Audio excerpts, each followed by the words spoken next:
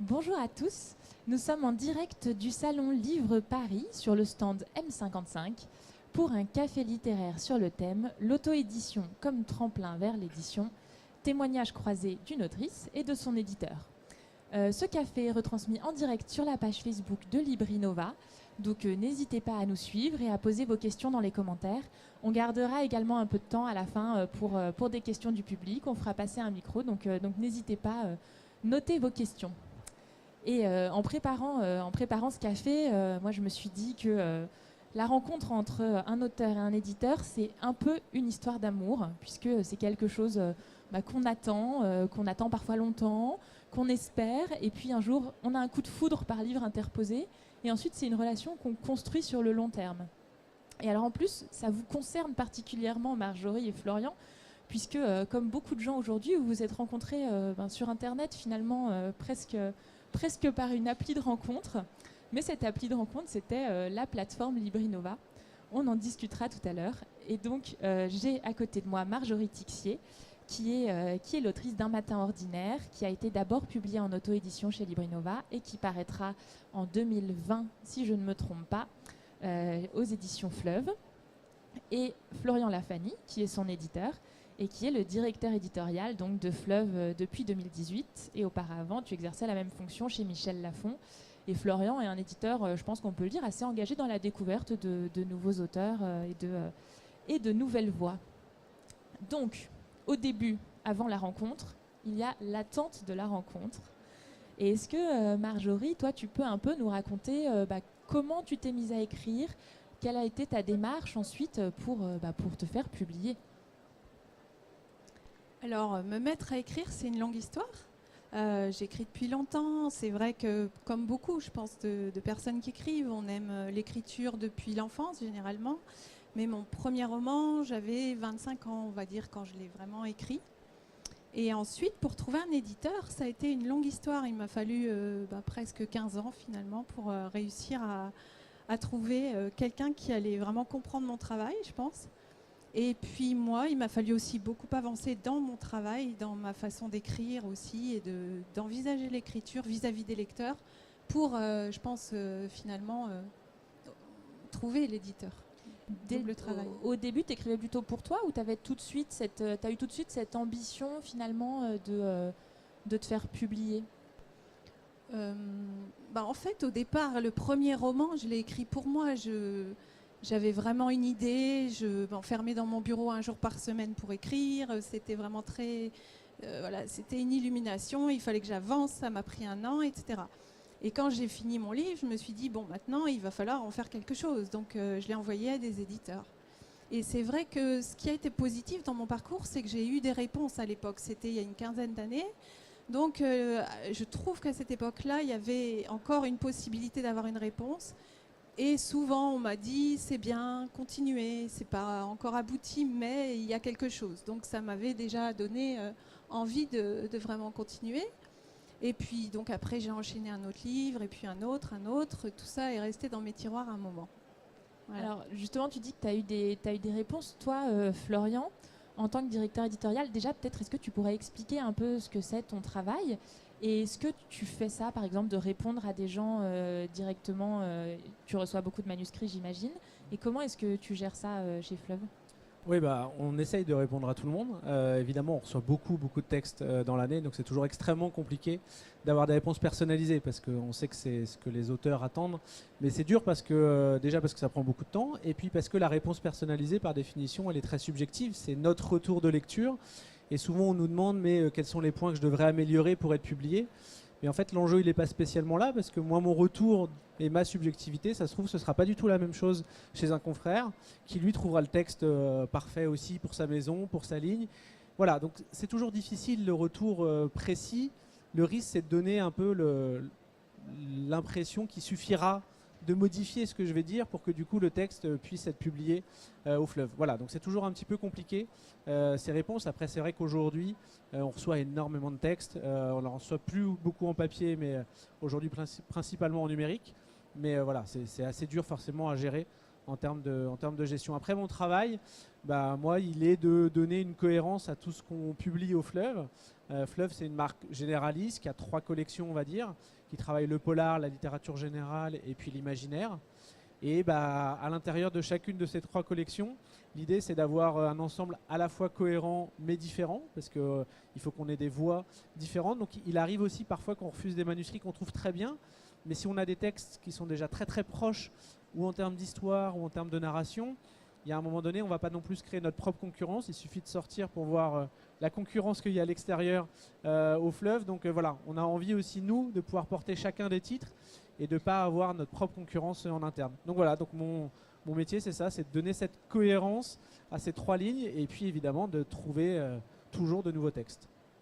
Et qu'est-ce qui, une question que les auteurs se posent souvent, je crois, c'est qu'est-ce qui, toi, te séduit dans un texte? Qu'est-ce qui fait, est-ce que tu le sais déjà, mais qu'est-ce qui ferait que qu'est-ce qui fait que tu te dis ça c'est super, et peut-être même dans le roman de Marjorie, hein, mais c'est quoi le truc? Non, je pourrais pas définir exactement ce qui me séduit. En tout cas, ce qui est toujours intéressant, c'est d'être surpris. Voilà, c'est-à-dire que quand on lit quelque chose où finalement c'est attendu, où on n'est pas surpris au fur et à mesure de la lecture, en général, c'est assez déceptif. Ça peut être bien écrit, hein, l'idée, elle n'est pas là.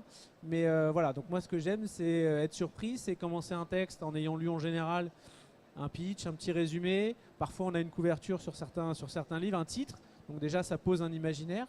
Et puis de découvrir au fil des pages une voix un peu différente, des personnages aussi différents. Et je pense que ça a été le cas clairement sur Un matin ordinaire où on a quelques lignes déjà où on se dit qu'est-ce qui va se passer. Et quand on lit le texte, il y a des choses où on se dit ah oui, tiens, c'était bien vu, j'y aurais pas pensé.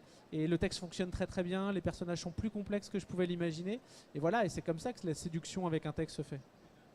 Alors justement, ce roman Un matin ordinaire, tu l'as soumis à un concours d'abord, et ensuite, donc il a été auto-édité. Tu peux nous raconter déjà un peu ce parcours-là? Et ce qui m'intéresserait aussi, c'est de savoir quelles étaient tes attentes, toi, au moment où tu as entamé cette démarche. Qu'est-ce que tu imaginais? Qu'est-ce que tu attendais?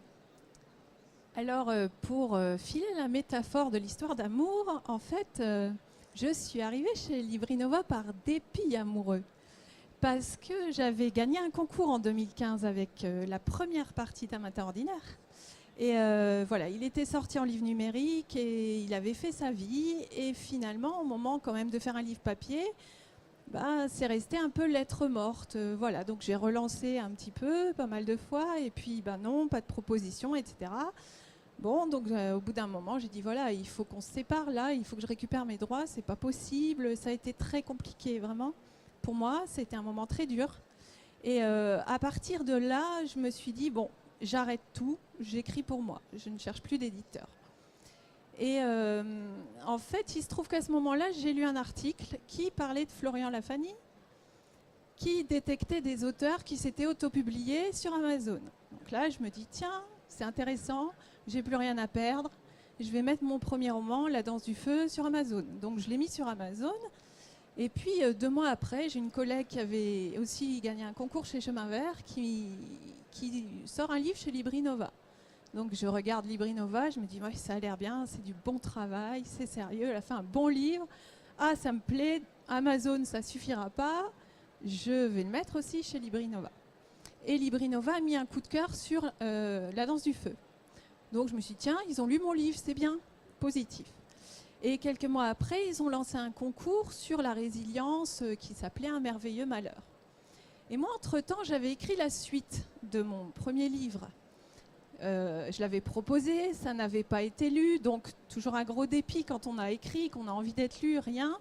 Et donc là, je me suis dit, la résilience, c'est la suite de mon livre, donc parfait, je le propose. Et donc Librinova m'a donné le premier prix du concours avec Un matin ordinaire. Et voilà, donc là j'étais vraiment heureuse quand j'ai su que j'avais gagné ce concours, que j'avais le premier prix. Et je me suis dit non, là il faut que tu donnes tout, là c'est toi qui vas décider, c'est toi qui vas le faire. Et donc j'ai fait mon livre en papier, soutenu par Librinova. Et là je me suis vraiment collée à l'affaire, quoi. Voilà. C'est fascinant quand même parce que c'est une longue histoire. Alors nous on voit beaucoup d'auteurs qui qui nous disent ah, ça prend du temps, ça fait 2 mois, 3 mois, 4 mois que mon livre est sorti. Là, on est sur une durée plus longue. C'est quand même une belle histoire. Et à ce moment-là, tu pensais de nouveau à l'édition traditionnelle ou pas trop? Ça t'était un peu sorti de la tête? Non, je pense que ça m'est jamais sorti de la tête. Ça a toujours été vraiment mon objectif, ça, il faut le dire. C'est vrai que moi, je suis quelqu'un qui a envie de construire quelque chose sur le long terme. J'ai toujours été comme ça. Donc, j'avais vraiment l'envie de rencontrer un éditeur avec qui je me sentirais bien, avec qui j'aurais l'impression que mes livres pourraient être... on pourrait s'occuper d'eux, qui pourraient continuer, et que moi, en tant qu'auteur, je pourrais me développer aussi. Parce que j'ai des idées, j'ai envie de créer des choses, j'adore la littérature, enfin, c'est toute ma vie. Donc, j'avais besoin de quelque chose... de fiable, de sûr, enfin entre guillemets, si tant est que ce soit possible, mais enfin quelque chose dans lequel je me sente à ma place, quoi. Alors tu disais que tu avais lu un article sur Florian. Ça Oui. m'étonne pas puisque Florian, t'es connu depuis plusieurs années quand même. Tu as été un des tout premiers éditeurs à t'intéresser à ce qui se passait sur Internet avec l'auto-édition, en découvrant évidemment Agnès Martin-Lugan. Est-ce que tu peux nous raconter déjà un peu comment tu as commencé à t'intéresser à ce sujet? Et puis, est-ce qu'aujourd'hui, tu vois, quelles sont les évolutions que tu vois quand même, c'était il y a 5 ans, si je ne me trompe pas, ça devait être en 2013, 6 ans. Et voilà, est-ce que ça évolue, ce monde-là? Et aujourd'hui, en tant qu'éditeur, comment est-ce que tu vois l'auto-édition? Alors comment je suis venu à regarder ce qui se passait dans l'auto-édition? Un peu naturellement, parce que moi j'ai un parcours où j'ai fait beaucoup d'éditorial, mais beaucoup de numérique aussi, à la fois partie web marketing, etc. Donc j'ai toujours regardé ce qui se faisait sur Internet d'une manière ou d'une autre. Et je regarde aussi beaucoup ce qui se fait aux États-Unis, forcément, de ce point de vue-là. Et voilà, et j'avais vu qu'aux États-Unis, c'était quelque chose qui commençait à émerger et que des auteurs qui s'auto-éditaient trouvaient effectivement des éditeurs papier. Donc je me suis dit que moi je travaillais chez Michel Lafon, qu'il n'y avait pas de raison qu'en France on n'ait pas aussi des auteurs qui soient passés à travailler les mailles du filet de ces services de manuscrits, sachant qu'il y a des maisons qui n'ont même pas de service de manuscrits aussi, qui ne travaillent pas comme ça parce que c'est lourd à porter. Voilà, donc je me suis mis à regarder ce qui se passait en auto-édition. Et puis j'ai commencé à regarder des textes qui pouvaient émerger, des textes qui émergeaient parfois dans les ventes, mais parfois grâce au blog, qui eux étaient en capacité de chroniquer des textes auto-édités. Voilà, donc j'y suis venu un peu naturellement parce que j'avais 2 métiers. Et puis après, quand j'ai commencé à éditer Agnès Martin-Lugan et puis derrière d'autres auteurs, je me suis aussi aperçu que l'auto-édition avait beaucoup changé. Pourquoi? Parce qu'au départ, l'auto-édition a été vue, et pas forcément à tort, comme un outil pour les auteurs qui étaient refusés par les maisons d'édition traditionnelles, avec le temps de nos réponses qui prennent parfois plusieurs mois. Voilà, la complexité de cette gestion du service des manuscrits. Et puis bientôt, les premiers succès ont fait que des auteurs s'affranchissaient totalement du service des manuscrits et se décidaient à publier tout de suite en auto-édition, en se disant finalement, j'aurais peut-être plus de chances de me faire repérer par un éditeur en ayant un peu de succès sur une plateforme d'auto-édition, quelle qu'elle soit, plutôt qu'en envoyant au service des manuscrits. Donc ça devenait d'autant plus important de continuer à regarder ce qui se passait sur ces plateformes parce que potentiellement c'est des textes qui nous échappaient en fait dans notre écosystème un peu traditionnel. Voilà, après la grande évolution, je pense que ça a été le nombre d'auteurs forcément. C'est-à-dire que voilà, les succès d'auto-édition ont appelé énormément de textes, d'auteurs. Et aujourd'hui, voilà, il y a de plus en plus d'auteurs qui utilisent ces services. Ça devient pas facile forcément de pouvoir tout suivre parce qu'on ne peut pas tout lire nécessairement. Donc voilà, donc, on continue à regarder. Et puis je pense que comme il y a plus d'auteurs, la bataille aussi pour trouver des lecteurs, elle est plus dure pour les auteurs auto-édités. Et on parle beaucoup aujourd'hui de ces auteurs auto-entrepreneurs, mais parce qu'eux-mêmes, finalement, ils deviennent une petite maison d'édition tout seuls en se disant il faut aussi que je l'envoie aux journalistes que je connais dans ma région, il faut que je trouve des libraires pour me soutenir, etc. Et finalement, ils recréent un peu notre modèle, mais à leur échelle. Complètement, les auteurs sollicitent de plus en plus les libraires, les blogueurs. Je sais que toi, par exemple, les libraires en local autour de chez toi t'ont beaucoup soutenu. Oui, c'est vrai, j'ai eu cette chance d'être suivie par des libraires quand même. Il y a, on va dire, 5-6 libraires qui m'ont vraiment suivie parce qu'après, c'est un travail de longue haleine quand même. La rencontre et qui m'ont organisé des dédicaces, qui ont vraiment mis en valeur mon livre. Et ça a été vraiment une bonne expérience, une belle rencontre. Donc ça, c'est précieux. Et tu as fait d'autres démarches en auto-édition pour te faire connaître autour de toi, un peu de blog, pas spécialement, non? Oui, un peu. Ben, j'ai un blog en tout cas, j'ai une page Facebook, un compte Facebook, Instagram, Twitter. Donc oui, je diffuse quand même de l'information, comme ça. Et puis après, un réseau local et puis quelques amis qui ont aussi contribué à faire connaître dans leurs régions respectives mon livre, ça a aidé. Voilà, je pense que ça aide. Et puis les coups de cœur de Librinova aussi, qui une fois de temps en temps font du bien. Donc ça, ça aide un peu. C'est bien. Ouais. Et tu disais alors justement, Florian, que essayer de voir quels sont les livres qui ressortent, ça devient de plus en plus compliqué. Est-ce que tu peux nous raconter justement comment ça s'est passé avec Marjorie? On arrive à l'étape de la rencontre sur notre petit Tinder personnel de l'auto-édition qui est aujourd'hui Librinova. Est-ce que tu peux expliquer un peu comment ça s'est passé? Comment tu as repéré le texte finalement? Je parle de votre plateforme, donc c'est ça. Tout à fait. Très bien. C'était une subtile question et transition, tu vois. Donc Librinova est un site qui permet effectivement aux auteurs de s'auto-éditer. Pas obligé de refaire tout le pitch. Non mais bon, juste en 2 secondes. Je suis un très mauvais VRP, tu vois. Voilà, donc cette plateforme d'auto-édition, elle donne des services aux auteurs et c'est une plateforme qui travaille aussi avec nous. Alors il y a 2 points qui sont importants dans ce travail. Il y a la partie agent, voilà, qui est une première partie où c'est plutôt vous, Librinova, qui venez voir les éditeurs en disant j'ai peut-être un texte pour toi. Voilà, vu que vous connaissez très bien les maisons d'édition, forcément ça aide. Et puis après il y a une partie plateforme, donc la partie un peu plus technique de ce site qui permet en gros de rentrer un certain nombre de critères pour nous, de croiser les critères, des critères pour faire émerger des textes. Alors dedans il y a des textes, il y a des critères éditoriaux, thématiques, par genre, il y a des critères de date de publication, des critères de vente. Enfin voilà, il y a un certain nombre de critères qu'on peut croiser et qui répond en fait souvent à des questions qu'on nous pose aussi avec des agents, je pense étrangers. Moi j'étais à Londres là, cette semaine, ce qui est une grande fois, on rencontre des agents étrangers qui nous disent mais qu'est-ce que tu cherches?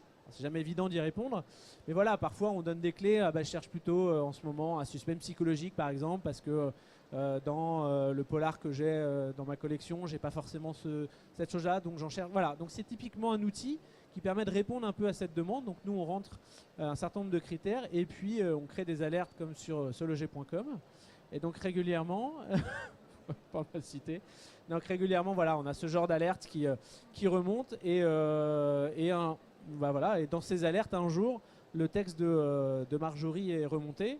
Et après, ça fonctionne un peu pareil, c'est-à-dire qu'on voit des alertes, on voit un titre, on voit une couverture, une présentation, et il faut que tout de suite, quand même, on soit accroché pour avoir envie d'aller un tout petit peu plus loin.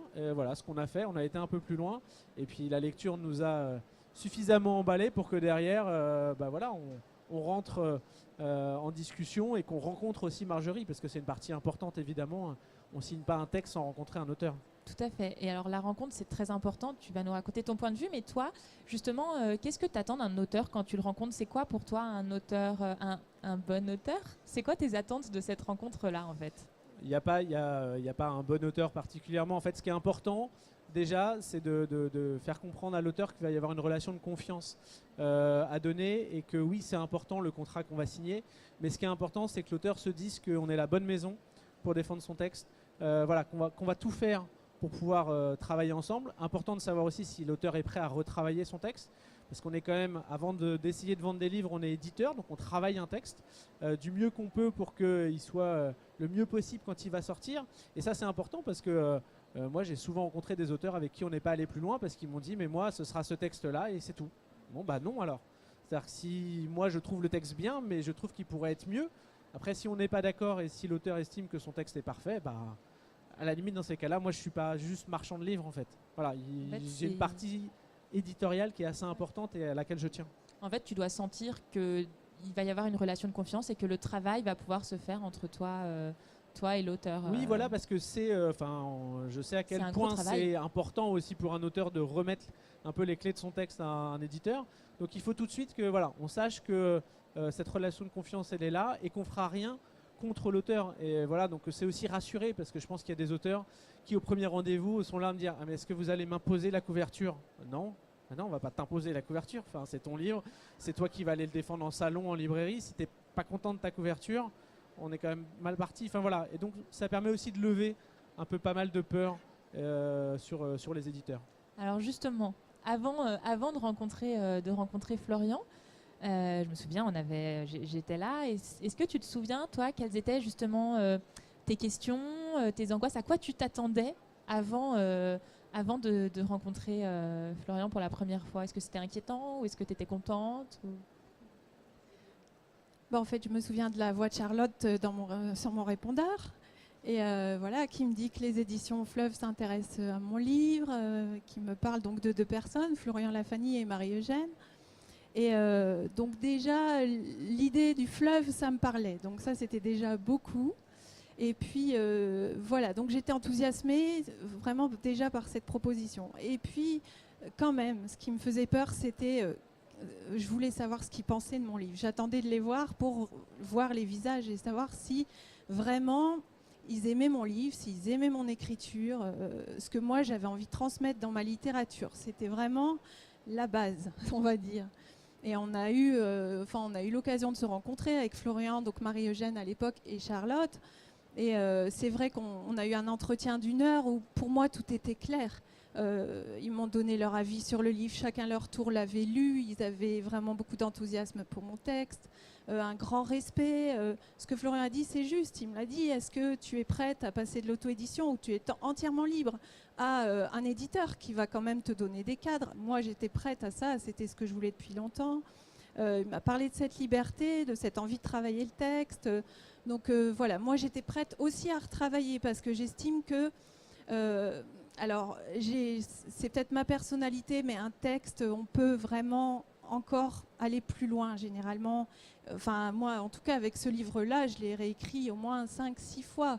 Là, je le retravaille maintenant avec Emeline Colpart, qui est là-bas. Donc, c'est un vrai plaisir. Et je ne me lasse pas, en fait, parce que je pense que j'aime tellement mes livres, que je les porte. Voilà, je suis comme les femmes enceintes qui n'accouchent pas. En tout cas, ça prend beaucoup de temps. Et voilà, donc ça... Oui, c'est une belle histoire. Et donc très concrètement, ce travail, ça consiste en quoi? Parce que on imagine un peu, mais je pense qu'on imagine un peu, je sais pas, des corrections par exemple. Ah, t'as oublié un S au pluriel là. En vrai, c'est quoi le travail entre un auteur et un éditeur? Alors ça, le S, ça va venir à la fin. C'est pas tout à fait pour l'instant ce qui nous préoccupe. Emeline en parlerait mieux que moi parce que c'est elle qui travaille quand même avec le texte avec Marjorie. En gros, l'idée, elle est assez simple, c'est qu'un texte, c'est un tout qui est plus ou moins équilibré dans la narration, dans les chapitres. C'est des personnages aussi qui parfois demandent d'aller un tout petit peu plus loin dans leur psychologie, dans leurs interactions. Donc c'est souvent pas forcément grand-chose, hein, et on a rassuré tout de suite Marjorie aussi lorsqu'on s'est vu. Il n'est pas question de supprimer des personnages, il n'est pas question d'en rajouter, il n'est pas question de changer la fin. Enfin, voilà, ça c'est trop structurant pour qu'on puisse le modifier. Sinon, dans ces cas-là, c'est pas le texte qui nous plaît, c'est un concept. Ça arrive jamais que tu fasses des si gros changements que tu te dises, tu peux dire par exemple ce personnage, faudrait le développer. Oui, mais pas le développer, supprimer. Le supprimer, c'est quand même assez rare, surtout si c'est un personnage important. Après, ça peut se poser sur des personnages très secondaires, où parfois on peut avoir un discours qui est de dire, faut faire attention parce que rajouter un personnage, c'est redonner de l'imaginaire au lecteur. Potentiellement, voilà, il ne faut pas que ça le perde totalement dans l'histoire. Donc parfois, oui, ça peut nous arriver, mais c'est pas sur des choses trop structurantes non plus. Voilà, encore plus dans le texte de Marjorie. Donc voilà, donc l'idée c'est d'essayer de finaliser, fignoler un peu toutes ces interactions, et dans un second temps, effectivement, on corrigera les S aussi. Aussi, faut pas les oublier quand même. Toi, tu as l'impression que ça te fait progresser, par exemple, dans ton écriture pour les livres suivants, d'être en train de faire ce travail-là sur Un matin ordinaire? Oui, je pense que c'est précieux. C'est une chance vraiment de pouvoir travailler avec quelqu'un qui est un professionnel, un vrai éditeur, quelqu'un qui a déjà beaucoup lu, qui a un amour de la littérature. Là, c'est ce que j'ai trouvé au Fleuve, et c'est ce que je voulais depuis longtemps. Et c'est vrai que là, le travail qu'on fait en ce moment, c'est passionnant. Voilà, quelqu'un a lu le livre, quelqu'un l'aime et voit encore autre chose, comment on pourrait encore le rendre meilleur. Mais après, c'est à nous de le faire. Donc, on se retrouve seul dans son bureau. Et il faut être à la hauteur de la proposition, c'est très angoissant.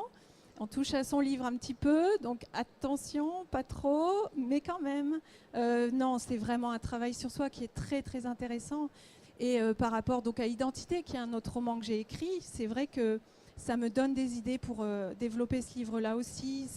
Non, je pense que c'est quand même une chance et c'est un plus, vraiment.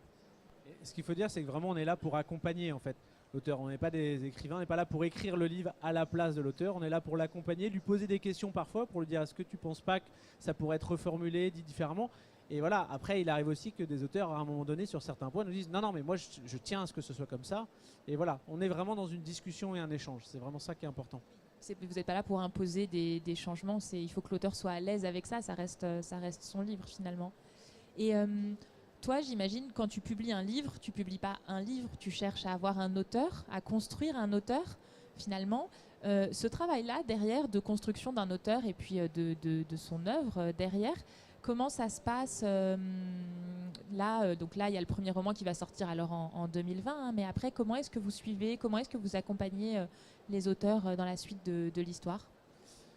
L'idée déjà sur le premier roman, c'est de l'accompagner le plus longtemps possible. Alors évidemment, il y a le travail qu'on peut faire auprès des libraires, de communication, de lancement, etc.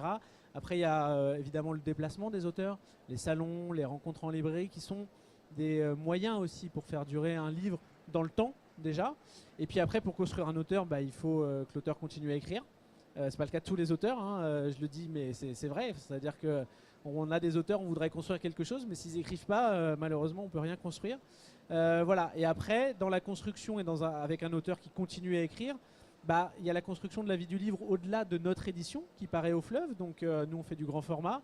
Après, souvent, il y a des éditions poche qui touchent un autre public, qui parfois permettent de repositionner un livre aussi, qui parfois changent de couverture, ça peut arriver. Voilà. Après, on peut avoir une vie à l'étranger, on peut avoir une vie à l'audiovisuel aussi. Et tout ça, notre maison d'édition, elle est construite aussi pour ça. On a des gens qui sont là pour aller vendre les droits de nos livres à l'étranger, pour aller vendre les droits de nos livres en bande dessinée ou à des producteurs. Ça aussi, ça participe de la construction d'un auteur. Voilà, donner plusieurs vies au livre. Et puis après, le meilleur accompagnement, c'est vraiment de pouvoir publier de manière régulière. Alors ça ne veut pas dire 3 fois par an, ni même forcément tous les ans en fonction des textes et des auteurs. Mais voilà, d'essayer de créer un rendez-vous petit à petit. Et on travaille beaucoup par socle, hein, c'est-à-dire quand on sort un premier roman, il y a forcément quelques libraires qui vont l'identifier, des lecteurs, des journalistes. Ça, c'est le socle pour demain, pour le second, parce que c'est déjà des gens qui sont convaincus de l'écriture de l'auteur. Et puis après, on essaye d'élargir. Enfin voilà, c'est quelque chose d'un peu pas mécanique, justement, voilà, d'un peu incertain. Oui, c'est un travail sur le long terme, en fonction des livres, des auteurs, des éditeurs. Et donc toi, Marjorie, alors tu es tout au début de cette belle histoire. Et donc là, comment tu te sens là en ce moment et comment tu envisages la suite et l'avenir ? Moi, je me sens plutôt bien, en fait, maintenant. D'abord parce que j'ai l'impression d'être épaulée, vraiment. Bon, j'ai Librinova quand même qui m'a amenée là. Et puis ensuite, j'ai rencontré Fleuve et vraiment des belles rencontres. Et donc, voilà, moi, j'ai l'impression... Je travaille sur mon manuscrit en ce moment. Donc c'est passionnant. Ensuite, je sais qu'il y a d'autres étapes qui vont venir, notamment la préparation de la couverture et toute la mise en valeur du livre, où j'ai aussi mon mot à dire. Donc on va travailler ensemble. Donc pour moi, vraiment, les mois à venir sont passionnants. C'est une belle aventure pour un livre que j'ai créé avec Librinova et qui va ressortir en janvier prochain avec des différences au fleuve. Et voilà, c'est le même livre, mais c'est un autre livre, une autre aventure, une autre histoire, et que je serais très contente de vivre et surtout de partager avec les lecteurs, parce que l'aventure Librinova, ça m'a donné vraiment des lecteurs, et ça, c'est précieux aussi. Donc voilà, c'est stimulant pour la suite. Et puis après, j'ai du travail, beaucoup de travail. Voilà, et ça, c'est bien, c'est vraiment bien. C'est une belle conclusion. Alors, on va laisser la parole un peu au public. Est-ce que vous avez des questions pour Marjorie et Florian ici ? Ne soyez pas timides. Allez-y. Non, ils sont très timides. C'est la fin de journée. Ah, Marine a peut-être une question sur Facebook. Alors oui, effectivement, on a une question. Alors, Marjorie, avez-vous de nouveaux projets de livres en tête ? Donc, je répète la question juste. Est-ce que tu as de nouveaux projets de livres en tête ? Oui, j'ai un nouveau projet de livre en tête. J'en ai même deux en parallèle. Donc voilà, c'est un projet qui me tient à cœur, mais qui sera assez long à aboutir celui-là. Donc oui, il y a une idée. Et on est toujours dans un roman littérature générale, un peu, ou est-ce que c'est un peu différent? Quel genre? Non, ça va être un roman Je littérature générale. D'accord. Alors Voilà. on n'en saura pas plus. Non, parce que aussi j'ai envie de finir un autre roman que j'aime aussi beaucoup, beaucoup, beaucoup. Et j'espère qu'il plaira beaucoup au Flav aussi. Mais celui-là, là, dans les temps à venir, je voudrais vraiment le terminer parce qu'avec le travail que j'ai fait, je vois comment je vais pouvoir trouver le petit truc qui manquait. Et voilà, donc non, c'est intéressant. T'en écris plusieurs en même temps? Plusieurs en même temps, non. Pas vraiment, mais je travaille sur le long terme en fait. On l'a vu avec Un matin ordinaire. Je reviens beaucoup sur mes textes. Je suis très très exigeante et j'ai besoin de décanter en fait beaucoup. Donc voilà, ça explique pourquoi mes livres en fait ont plusieurs vies déjà par rapport à moi. Et puis après, à un moment, on s'arrête là. On va s'arrêter avec Un matin ordinaire et ce sera très bien. Mais voilà, je reprends. C'est un peu comme un fleuve, ça suit son Comme un cours. fleuve. Ah, c'est beau, ça, c'est parfait. Est-ce qu'on a une autre question, Marine? Oui. Ah, dans le public alors. Oui, bonjour, moi j'avais une question pour Marjorie. Vous avez évoqué les libraires tout à l'heure et du coup je me demandais de quelle région vous étiez originaire pour avoir eu en tant qu'auteur auto-édité un bon accueil comme ça des libraires et une mise en avant et une bonne réception. Voilà. Où est-ce que les libraires sont sympas? Alors à C'est pas bien de dire Chambéry, ça. tout le monde est sympa. Ça, faut le savoir. La région, la Savoie. Et puis, alors bon, j'avais un libraire depuis longtemps que je suis, voilà, qui m'a vraiment accueilli. Mais les librairies de Chambéry m'ont vraiment suivi en fait. Donc voilà. Ensuite, j'ai mes deux belles sœurs qui, l'une est dans le sud, l'autre en Alsace, qui avaient des libraires et elles sont vraiment allées les voir. Elles leur ont parlé de mon travail et ils ont vraiment joué le jeu. Après, il y a des enseignes comme les magasins Leclerc qui permettent des mises en dépôt de livres. Et ils sont très ouverts aussi aux auteurs qui s'auto-éditent. Donc ça peut être vraiment une bonne piste pour les auteurs qui commencent tout seuls. Parce qu'ils sont ouverts en fait. Ils ont des libraires qui nous permettent ça. Donc voilà. Oui, nous on a beaucoup d'auteurs qui font appel à des libraires locaux. Tu as cité plein de régions aussi vers Nantes. Je sais qu'il y a des super libraires et les enseignes Cultura aussi suivent assez bien à noter. D'autres questions? C'est une question pour Florian. Vous parliez un peu plus tôt de la couverture de livres et disons le motif qui est généralement proposé par la maison d'édition. Est-ce que vous pouvez rapprocher un peu le micro? Oui. Quelle est l'attitude de l'auteur vis-à-vis de la couverture de livres? Peut-il proposer une couverture de livre, surtout pour une maison d'édition qui a un certain style dans la présentation? Alors, Ouais. donc la question, je répète juste, pardon, excuse-moi si les gens n'ont pas entendu.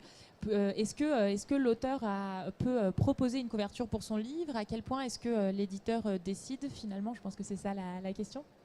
Alors nous, on n'a pas de charte graphique pour l'ensemble des livres qu'on publie. Voilà, donc chaque livre peut avoir sa couleur un peu particulière. Donc oui, évidemment, on fait participer l'auteur aussi. L'idée est de décider en gros d'un positionnement, de ce qu'on voudrait exprimer dans la couverture. Et après, l'auteur est tout à fait libre de nous proposer des choses. C'est le cas de Marjorie d'ailleurs, qui nous a envoyé des photos en nous disant tiens, là, il y a quelque chose qui peut être intéressant. Et c'est quelque chose qu'on va tester aussi. On va tester d'autres pistes. L'idée étant de proposer 2 ou 3 pistes différentes et puis après de choisir avec l'auteur. Mais voilà, nous on n'a pas de charte de collection, donc du coup on a une liberté assez grande.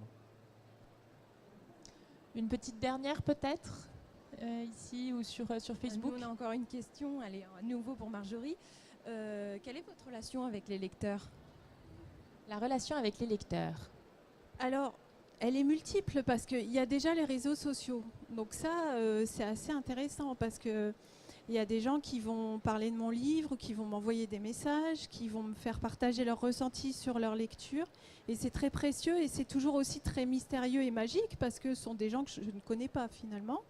et qui s'attachent à mon travail et qui me suivent. Donc il y a cette partie-là. Sur les salons, j'en ai fait quelques-uns quand j'avais ce livre, j'ai eu cette chance. Je trouve que ce sont des moments très très forts parce que on se rend compte, enfin moi je le vis comme ça. Au départ je me disais mais on va beaucoup me chercher à travers mon livre, etc. Ça me faisait peur, c'est toujours cet amalgame entre l'auteur, son texte, etc. J'écris des romans, bon. Et en fait je me suis rendu compte que non, c'était pas ça. Les gens venaient, ils avaient lu le livre ou ils s'apprêtaient peut-être à le lire et ils avaient une attente pour eux. Et que ce qu'ils voyaient en moi, c'était ce qui résonnait en eux. Donc voilà, j'ai eu vraiment des rencontres. Je sais que certains passages de mon livre ont vraiment touché des personnes, que ça les aide certainement à comprendre des choses d'eux-mêmes, de leur vie, de leur ressenti. Et je trouve que pour ça, être écrivain, c'est quand même quelque chose de tout à fait fantastique parce que on propose quelque chose à quelqu'un qui va en tirer quelque chose pour lui-même. Donc c'est vraiment très riche. Bon, bah, merci beaucoup pour cette très belle conclusion et pour, Merci, et pour ce bon moment avec vous. C'était passionnant. Merci beaucoup. Et puis surtout, n'hésitez pas à les découvrir. Donc en 2020, on a un mois ou en janvier 2020, ce très très beau roman qui est Un matin ordinaire de Marjorie Tixier chez Fleuve Éditions. Et n'hésitez pas à revenir demain sur le stand Lire Librinova pour d'autres cafés littéraires et masterclass toute la journée. Merci beaucoup de nous avoir suivis et d'avoir été là. Merci à tous.